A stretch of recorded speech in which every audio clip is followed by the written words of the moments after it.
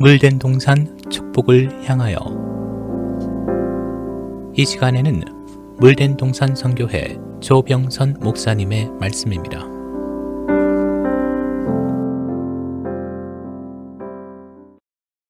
할렐루야, 평안하셨습니까? 지난 2주 동안 하나님께서 천지를 창조하신 내역에 대해 말씀을 나누었습니다. 창세기 2장 4절 6절 말씀의 내용을 그 짝구절들을 찾아 풀었더니 쉽게 이해할 수 있으셨지요? 한 번 더 재점검해 볼까요? 여호와 하나님이 땅에 비를 내리지 아니하셨고 이는 여호와 하나님께서 그 당시 흑차온 사람에게 말씀의 비를 내리지 않으셨다는 의미요. 그 결과 경작할 사람이 없었다. 말씀으로 사람들을 인도할 영적 지도자가 없었다는 겁니다. 그 결과 들에는 초목이 아직 없었고 밭에는 채소가 나지 아니하였으며 즉 선악을 알 수 있는 율법을 주시지 않았기에 하나님의 율법으로 백성을 인도할 사람이 없었다는 겁니다. 여기 채소를 율법으로 해석한 것은 창세기 1장에 하나님의 산령 차원으로 지으신 자들에게 두 가지 양식, 즉 씨 맺는 모든 채소와 씨 가진 열매 맺는 모든 나무를 남자와 여자가 먹어야 할 양식으로 제시해 주셨기 때문입니다. 두 양식 앞에 씨란 단어가 붙은 것은 씨는 하나님의 말씀이 씨요, 좋은 씨는 천국의 아들로 씨는 말씀을 가리키던가 말씀을 소유한 사람을 지칭하기 때문입니다. 그리고 안개만 땅에서 올라와 온 지면을 적셨더라. 그 당시 하나님의 말씀이 없으니 안개 같은 흑차원만 온 천지에 가득했음을 비유로 표현하신 것이지요. 그러므로 천지를 창조하신 내역을 말씀하시고 본격적으로 산령 차원의 남자와 여자를 창조하셨던 것입니다. 그리고 이들 산령 차원의 두 남녀를 창세기 5장 1, 2절에서 아담 자손의 계보에 대해서 하나님이 그들을 창조하실 때 하나님의 형상대로 지으셨다. 남자와 여자를 창조하셨고 그들이 창조되던 날에 하나님이 그들에게 복을 주시고 그들의 이름을 사람이라 일컬으셨더라. 여러분, 우리가 여기에서 기억할 것은 하나님의 생기를 넣어 하나님의 형상으로 지으신 첫사람 아담과 그 아내로부터 하나님의 나라가 확장됨을 제시하여 주셨던 것입니다. 그리고 그 다음에 하나님께서 뜻하신 바 그 목적을 이루시려고 무엇을 하셨는가? 여호와 하나님이 동방의 에덴에 동산을 창설하시고 그 지으신 사람을 거기 두셨지요. 이제 본격적으로 에덴 동산으로 남자 여자를 이끄시고 에덴 동산을 다스리고 지키게 하셨던 것입니다. 그리고 하나님은 18절 이하에 우리가 이해하지 못하는 이런 말씀을 주셨습니다. 여호와 하나님이 가라사대 사람이 독처하는 것이 좋지 못하니 내가 그를 위하여 돕는 배필을 지으리라. 아니, 이미 흑차원의 사람에게 생기를 넣어 산령 차원의 남자 여자를 쫙 지어주셨는데 18절 말씀에서 이 배필은 또 어떤 배필을 말씀하는 것일까요? 성도 여러분, 그동안 이 말씀에 대해 어떤 생각을 해보셨는지요? 배필이란 단어의 성경적인 의미는 적합한 반려자 혹은 응답하는 자란 뜻을 가지고 있습니다. 다시 말해 성품과 신분에 있어 남자와 같고 언제나 그 곁에 살면서 상호 위로와 기쁨과 사랑을 나눌 수 있는 짝이란 뜻을 갖고 있지요. 우리는 그동안 사람이 독주하는 것이 좋지 못하니 내가 그를 위하여 돕는 배필을 지으리라. 이 말씀을 이 세상에 태어나면 누구든 결혼을 해야 하는 것으로 대다수 받아들였다는 사실입니다. 그런데 내가 그를 위하여 돕는 배필을 지으리라. 이 배필의 주인공은 누구를 말하는 것일까요? 천지를 지으신 대략에서도 훌쩍 뛰어넘어가 댕그렁 흑차원의 사람에게 생기를 그 코에 넣어줘 사람이 산령이 되었다.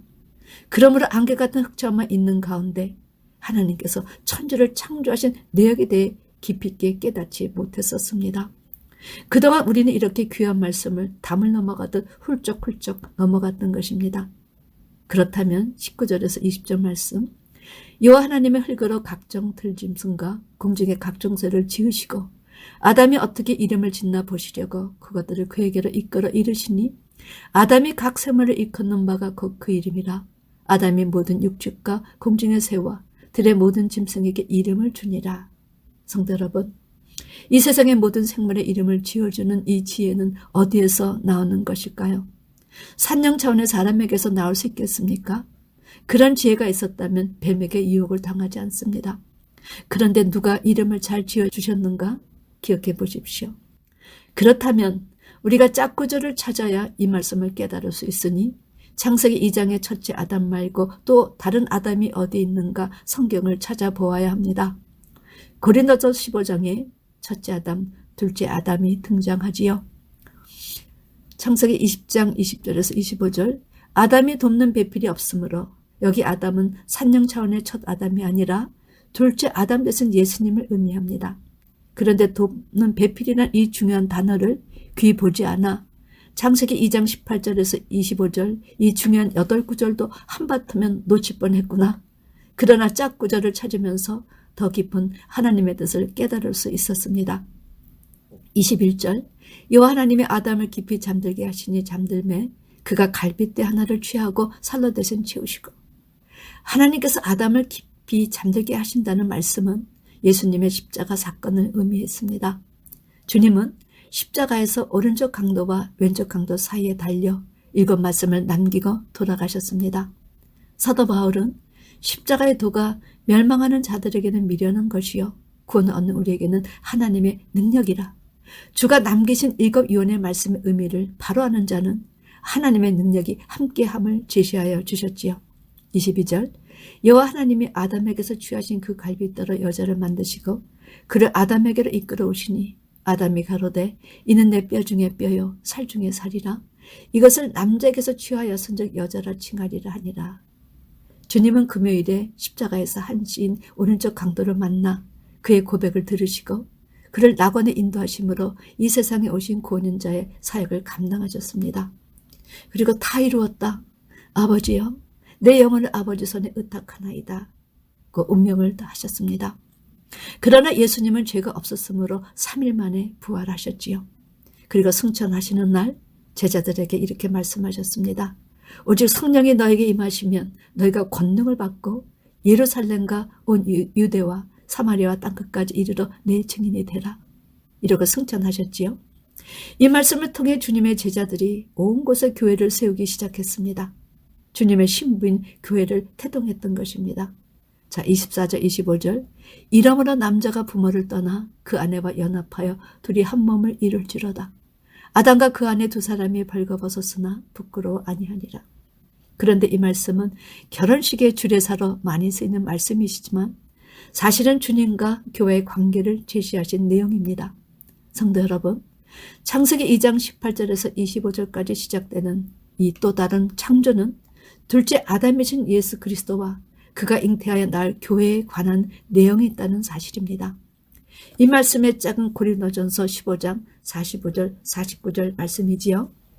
45절 기록된 바 첫사람 아담은 산영이 되었다 한것 같이 마지막 아담은 살려주는 영이 되었나니 그러나 먼저는 신령한 자가 아니요 육 있는 자요 그 다음에 신령한 자니라.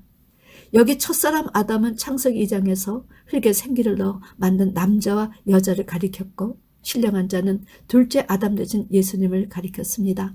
47절 첫사람은 땅에서 났으니 흙에 속한 자이거니와 둘째 사람은 하늘에서 나셨느니라. 첫사람은 흙 차원의 생기를 불어넣어 창조하신 산영 차원의 남자 여자를 말하며 둘째 사람은 말씀이 육신이 되어 이 세상에 오신 예수님을 의미하였습니다.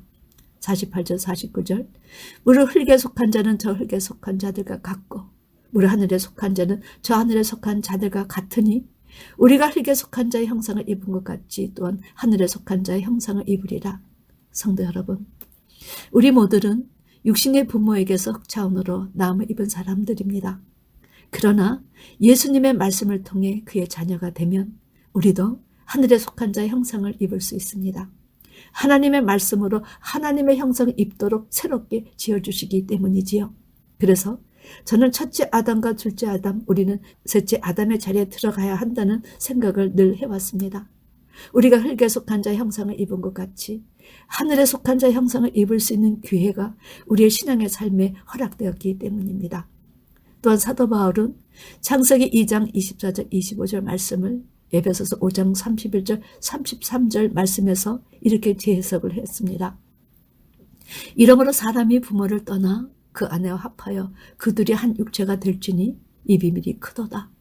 내가 그리스도와 교회에 대하여 말하노라. 그러나 너희도 각각 자기 아내 사랑하기를 자기같이 하고 아내도 그 남편을 경외하라. 사랑하는 성도 여러분, 이 말씀은 예수님께서 이 세상에 육신을 입고 오셔서 그 아내, 즉 신부인 교회와 하나가 돼서 남편이 아내를 사랑하기를 자기같이 하고 아내도 그 남편을 경외하라는 것은 남편과 아내의 관계가 바로 예수님과 교회의 그림자이기 때문이었습니다. 베드로로도 베드로전서 3장에서 남편과 아내 관계에 대해 이렇게 선포하였습니다. 아내된 자들아, 이와 같이 자기 남편에게 순복하라. 이는 혹 도를 순종치 않은 자라도 말로 말미암지 않고 그 안의 행위로 말미암아 구원을 얻게 하려 함이라. 너희의 두려하며 정결한 행위를 봄이라. 저는 이 말씀에 대해 주님께 이 일을 제기했던 사람이었습니다. 주님, 말씀을 순종치 않은 자라도 남편에게 순복하라는 말씀은 이해가 가지 않습니다. 그가 말씀이 없어 가정을 잘못 인도하면 어떻게 합니까? 여러분은 어떻게 생각하시는지요? 그런데 하나님은 도를 순종치 않은 자라도 남편에게 순종하는 그 순종함을 통하여 하나님께서 그 아내 행위로 말미암아 남편이 변하게 하심으로 구원을 주신다는 겁니다. 저는 이 말씀에 저항하다 오늘날까지 남편에게 순종하게 살게 된 이유는 주님과 교회의 관계가 남편과 아내의 관계로 실상과 그림자로 하나가 되었기 때문입니다. 그 다음 말씀은 얼마나 어려운 말씀인지요. 3절 4절 너의 단장은 머리를 꾸미고 금을 차고 아름다운 옷을 입는 외모로 하지 말고 오직 마음에 숨은 사람을 온유하고 안정한 심령에 썩지 아니할 것으로 하라. 이는 하나님 앞에 값진 것이니라. 성도 여러분, 아내로서의 단장은 잘 입고 잘 꾸미는 것이 단장이 아니다. 남편이 하나님의 말씀을 순종하지 않는 자라도 하나님께서 순종하라는 그 명령에 따라 남편에게 순종하면 그것이 하나님 앞에 값진 것이라 하셨습니다.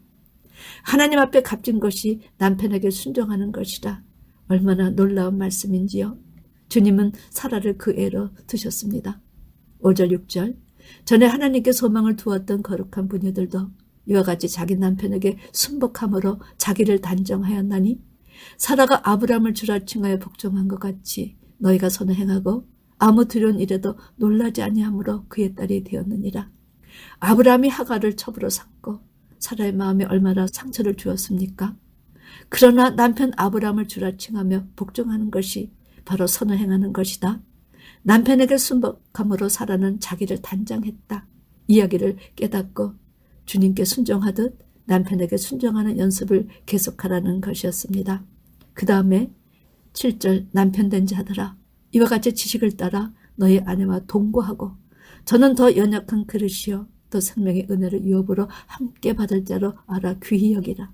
이는 너희 기도가 막히지 아니하게 하려 함이라. 이 말씀은 아내는 남편에게 순복하라는 것이지만 남편에게 내리신 명령은 아내를 연약한 그릇으로 여겨 귀히 여기라는 겁니다. 왜냐? 생명의 은혜 유업을 함께 받을 자요. 주님께서 교회를 그렇게 귀하게 대하시기 때문입니다. 사도 바울은 예배소서 5장 22절에서 아내들이여 자기 남편에게 복종하기를 죽게 하듯 하라. 이는 남편이 아내의 머리는 같음이니 그가 친히 몸의 구주시니라. 그러나 교회가 그리스도에게 하듯 아내들도 범사에 그 남편에게 복종할지니라. 남편들아 아내 사랑하기를 그리스도께서 교회를 사랑하시고 위하여 자신을 주신 같이 하라. 성도 여러분, 하나님은 창세기 2장 말씀처럼 남편을 주님으로 아내를 교회로 비유하셔서 그렇게 남편에게 순복하라 복종하라 하셨던 것입니다. 그런데 남편은 예수님으로 비유하였기에 아내 사랑하기를 그리스도께서 교회를 사랑하시고 위하여 생명을 주신 거라 하라 하시는 말씀 앞에서 얼마나 깊은 감동을 받았는지 모릅니다.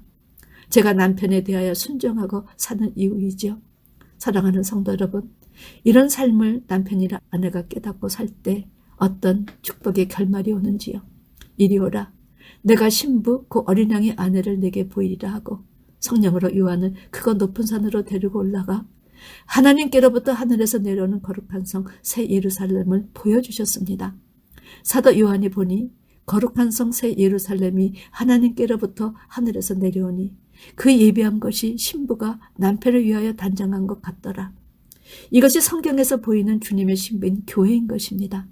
부디 이런 내용을 깨달으셔서 가정에서도 남편이 아내에게, 아내는 남편에게 어떤 대우를 하고 사는가, 이런 말씀이 역사하여 복된 가정을 이루시고 그날 남편과 아내가 함께 주님의 신부의 자리에 들어가는 열등 가진 처녀 중 슬기로운 처녀가 되시길 주님의 이름으로 축원합니다. 아멘.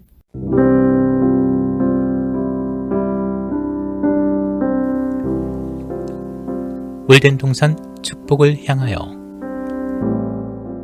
지금까지 물된 동산 선교회 조병선 목사님의 말씀이었습니다.